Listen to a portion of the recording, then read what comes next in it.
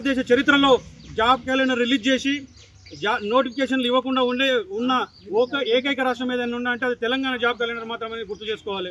మనము గతం నుంచి కూడా గమనిస్తూ ఉన్నాం.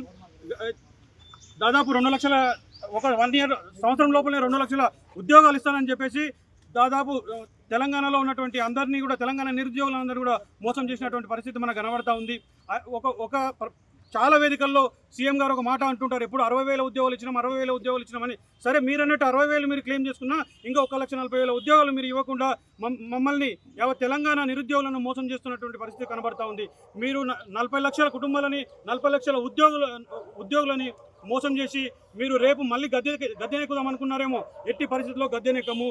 ప్రతి విలేజ్లో తెలంగాణలో ఉన్నటువంటి ప్రతి గ్రామాల్లో స్థానిక సంస్థల ఎన్నికల్లో జెడ్పీటీసీగా ఎంపీటీసీగా సర్పంచులుగా పోటీ చేసి ఒక్క సర్పంచ్ని ఒక్క జెడ్పీటీసీని ఎంపీటీసీని గెలవకుండా చేసే బాధ్యత ప్రతి నిరుద్యోగి పైన ఉంది. ఈ కాంగ్రెస్ ప్రభుత్వానికి మనని నట్టేట ముంచిన ఈ కాంగ్రెస్ ప్రభుత్వానికి బుద్ధి చెప్పాల్సిన అవసరం ఉంది. కాబట్టి నేను ఒకరిని విమర్శించే బదులు ముందు మనకు మనం ఆత్మవిమర్శ చేసుకుందాం. నిరుద్యోగులారా, మనల్ని మోసం చేసిన ఈ కాంగ్రెస్ పార్టీని తప్పకుండా బొందబెట్టాల్సిన అవసరం మనందరిపైన ఉంది. దీనికి మనం అందరం కూడా నడుము కట్టాల్సిన అవసరం ఉంది. ఈ రోజుతో పోయలేదు. అది తొందరలోనే గాంధీ భవన్ ముట్టడి ఉంటుంది, ఆ తర్వాత అసెంబ్లీ ముట్టడి ఉంటుంది, ఆ తర్వాత ఇంకా మా కార్యక్రమాలు ప్రతి జిల్లాలో కూడా సభలు ఏర్పాటు చేస్తాం. ఈ రకంగా మా కార్యక్రమాలను ముందుకు తీసుకెళ్ళి ప్రతి నిరుద్యోగి మేల్కొనే విధంగా ప్రతి గ్రామంలో ఉన్న నిరుద్యోగి మేల్కొనే విధంగా మేము ఇప్పుడు కృషి చేస్తూ ఉన్నాం.